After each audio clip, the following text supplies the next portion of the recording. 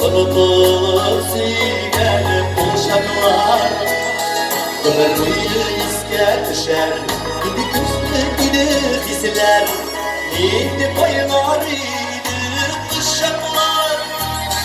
Yürü şakla şidetleşip Yakın idip bizi gelerdi Varıp buna şidip bulmadım Yılsarda yakın bulup Şimilgiden bul bir huzur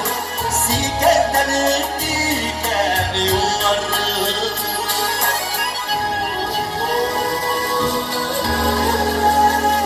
Bulmadım, şiir bulmadım Sınadım gözünü sınadım Aramızda şiirler geriyeler Bana fırlattı yolları Hedef kütüp durmadı Yaraydı bizi gel gel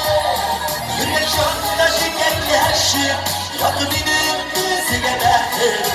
Varıp kına şiidir bulmadı Yıl sana yakın bul Şimilgine bulmuyorsun Sikenlerin diken yolları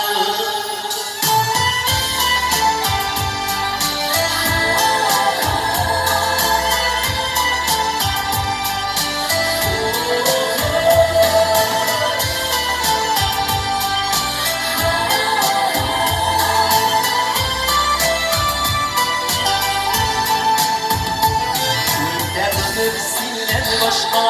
ayrıldım bir yana Biz adaşka değiller adaşka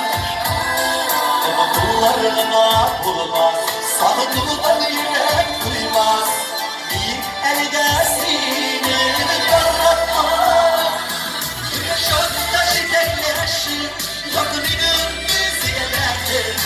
Varıp kına şiidir bulmalı